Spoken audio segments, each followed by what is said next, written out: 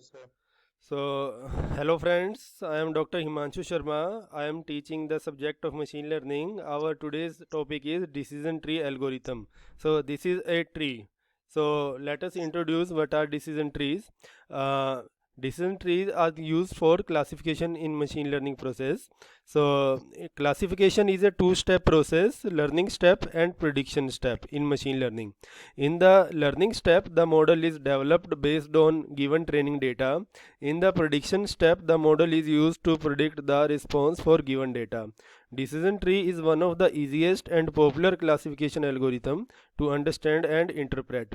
So what is decision tree algorithm? Decision tree algorithm belongs to the family of supervised learning algorithm. Unlike other supervised learning algorithm, the decision tree algorithm can be used for solving regression and classification problem too. देखो machine learning में सिर्फ जो main problems हैं, जो task हैं वो क्या होते हैं, क्लासिफिकेशन, रिग्रेशन, क्लस्टरिंग. तो डिसीजन ट्री जो है वो मेनली क्लासिफिकेशन और उसके बाद फिर रिग्रेशन के लिए यूज़ होते हैं. The goal of a decision tree is to create a training model that can be used to predict the class or value of the target variable. Decision tree का गोल क्या है कि एक ऐसा मॉडल बनाना जो कि क्लास मालूम कर सके इनपुट डेटा की. ठीक है, और ये कैसे मालूम करेगा? By learning a simple decision rule from the previous data यानी कि training data. In decision tree for predicting A class label from A record from A data, मतलब कि एक डेटा से उसका क्लास लेबल का अनुमान लगाने के लिए we start from the root of the tree. हम कहाँ से स्टार्ट करते हैं? Root of the tree. जैसे ही हमने एग्जांपल दिखाया कि हमें इसके बारे में जानकारी लेनी है, हम कहाँ से स्टार्ट करेंगे? यहाँ से, ये रूट है इसका. ठीक है, फिर we compare the values of the root attribute with the records attribute on the basis of comparison and we follow the branch corresponding to the value and jump to the next node. So what are the types of decision tree? There are two types of decision tree. Number one, categorical variable decision tree जो कि classification में use करना है. Number two, continuous variable decision tree जो कि हमें regression के लिए यूज़ करना है. फिर एक एग्जांपल दे रखा है इन्होंने. हम आगे बढ़ जाते हैं, आते हैं हम इसकी टर्मिनोलॉजी पे. क्या क्या टर्मिनोलॉजी होती है डिसीजन ट्री में? सबसे पहले आता है रूट नोड. रूट नोड क्या होता है? It represents the entire population or sample which is further divided into two or more sets. Splitting क्या होता है? Splitting is the process of dividing a node into two or more सब nodes. Then decision nodes क्या होता है? When a sub node splits into further sub nodes then it is called a decision node. Leaf या terminal node किसे कहते हैं? Nodes which do not split is called leaf और terminal node. मतलब कि सबसे लास्ट वाले जो नोड होते हैं ना, ये वाले जिसका आगे फर्दर सब डिवीजन पॉसिबल नहीं है, वो होते हैं terminal node. Then pruning term आती है एक डिसीजन ट्री में. प्रूनिंग का मतलब होता है व्हेन वी रिमूव सब nodes of a decision tree, this is called pruning. You can say the opposite process of splitting. मतलब कि स्प्लिटिंग में हम क्या करते हैं, ये डिसीजन नोड है, इसके दो टुकड़े कर दिए. अगर मान लीजिए हम इसको दोनों टुकड़ों को हटाना चाहते हैं और इनको हम मर्ज करना चाहते हैं एक में, तो ये क्या कहलाएगा? प्रूनिंग. और जब दो टुकड़ों में बांटते हैं तो वो प्रोसेस क्या कहलाती है? स्प्लिटिंग. तो प्रूनिंग और स्प्लिटिंग दोनों एक दूसरे के वाइस वर्सा हैं. देन ब्रांच या सब ट्री क्या होता है? A sub section of the entire tree is called sub tree. Then what are parent and child nodes? Decision tree algorithm में पेरेंट और चाइल्ड नोड की जो टर्मिनोलॉजी है वो क्या है कि a node which is divided into sub nodes is called a parent node. ठीक है, मतलब कि जैसे यहाँ पर हम एग्जांपल लेते हैं, तो यहाँ पर ये जो पिंक कलर का डिसीजन नोड है ये क्या है? ए. ये है पेरेंट नोड और उसके दो सब नोड्स हैं, टर्मिनल नोड बी और सी. ये क्या है? Child node. तो ए हो गया पेरेंट नोड, बी और सी हो गए चाइल्ड नोड. यहाँ पे लिखा भी है इन्होंने, not A is the parent node of B and C. ठीक है, समझ में आ रहा है सभी को?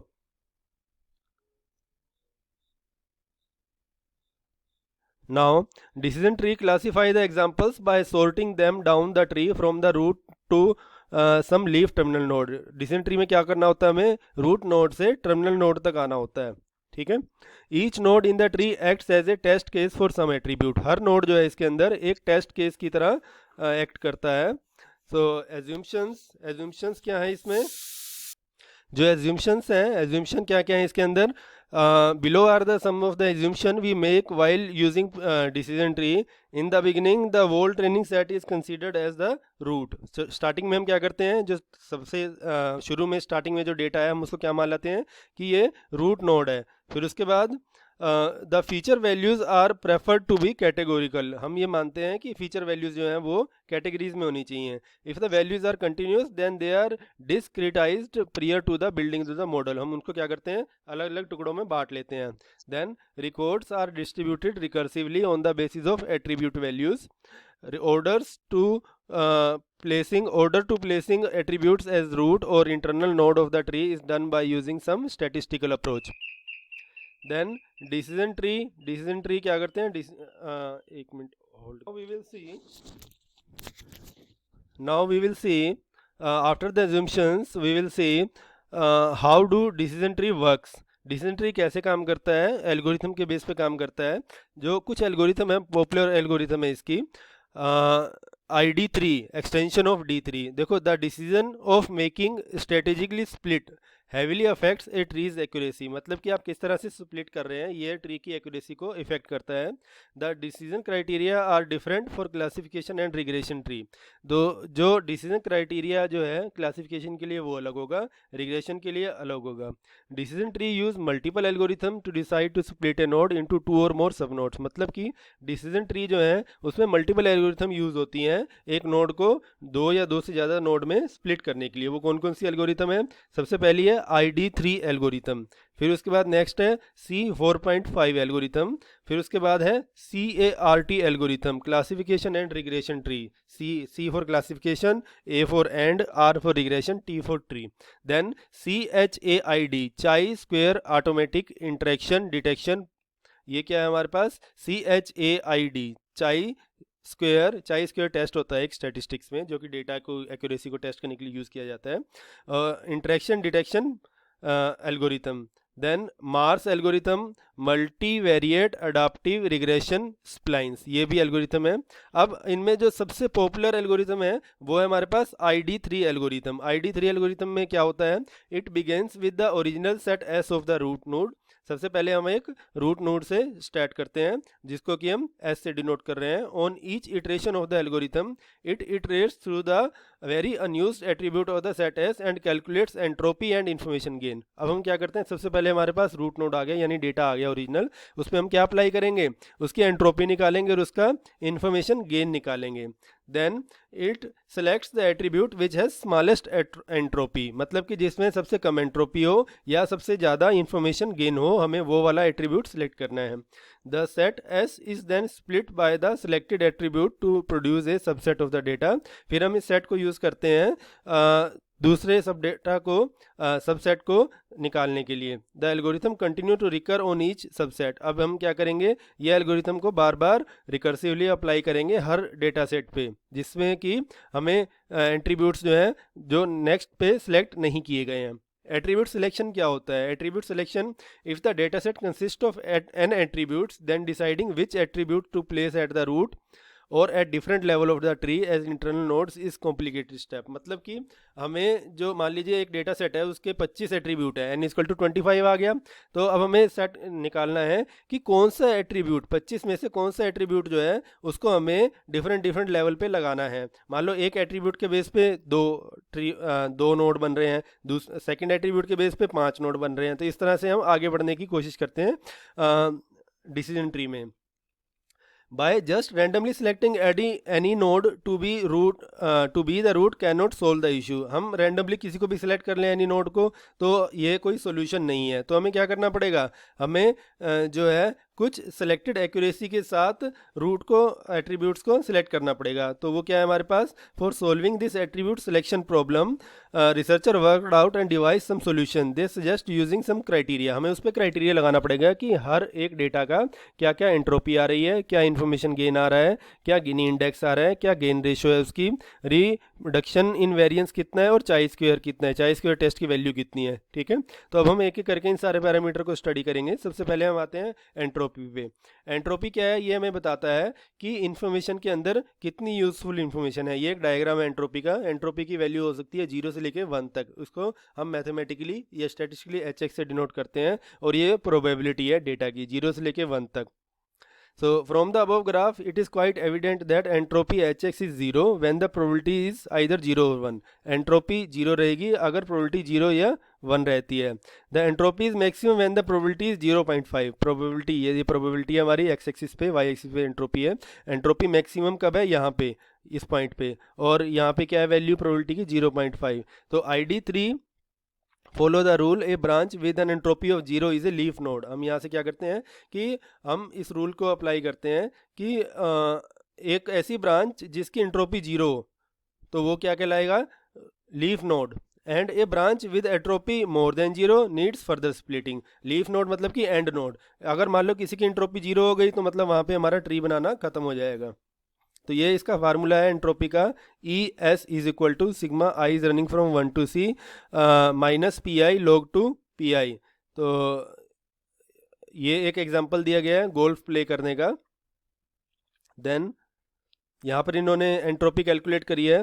Entropy 5,9 is equal to entropy 0.36 0.64 इस मैथमेटिकल फार्मूला के हिसाब से.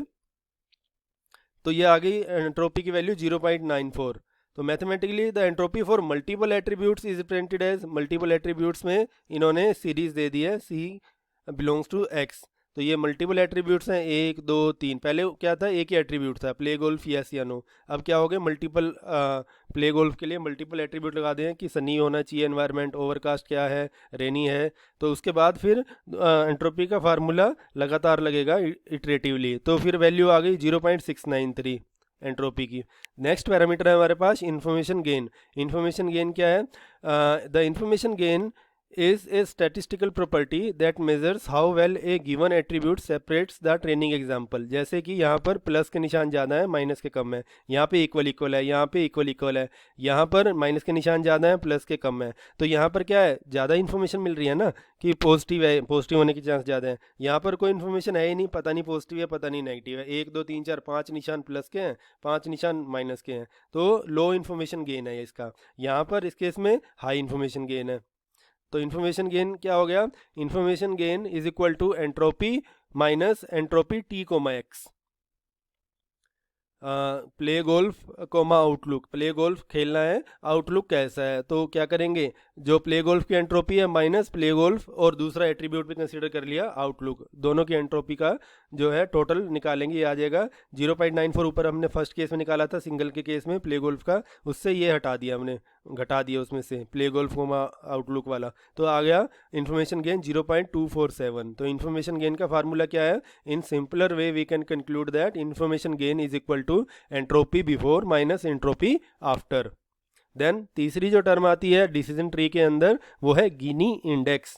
गिनी इंडेक्स क्या है? ये the Gini index is a cost function which is use to evaluate splits in the data set. मतलब कि जो टुकड़े करें हमने डेटा सेट के, उनकी कॉस्ट कितनी है. ठीक है. It is calculated by the subtracting the sum of the squared probability from each class of the one. हर प्रोबेबिलिटी का स्क्वेयर कर दिया और उसको 1 से घटाते चले जाएंगे. तो ये क्या आ जाएगा? Gini index. ये किसके लिए डिसाइड होता है? The Gini index works with the categorical target variable success और फेलियर. मतलब कि 1 से इसलिए घटा रहे हैं, बता रहे हैं कि सक्सेस है या फेलियर है. तो स्टेप क्या है? Steps to calculate the Gini index for a split. हर स्प्लिट के लिए गिनी इंडेक्स निकाला जाता है डिसीजन ट्री में. Calculate the Gini for sub nodes using the above formula for success p and failure q. Bracket में p square plus q square. Calculate the Gini index for splitting using weighted Gini score of each node of the split. Then CART classification and regression tree uses the Gini index method to create split point. मतलब splitting करनी है तो उसके लिए हम Gini index का use करते हैं. फिर जो नेक्स्ट टर्म है डिसीजन ट्री में वो है गेन रेशियो. गेन रेशियो क्या होती है? Gain ratio is equal to information gain divide by splitting info. तो इन्फॉर्मेशन गेन तो हम पहले ही डिस्कस कर चुके हैं. वो क्या होती है? Entropy before minus entropy after divide by splitting information. Splitting information क्या है? That is equal to sigma J is running from 1 to k W J log two W J. W क्या है हमारे पास? उसका weight. Then reduction in variance. Variance तो बहुत simple statistical parameter है. क्या? Sigma X minus mean of the data का square divide by total number of variables. ये हमारा variance. It should be minimum.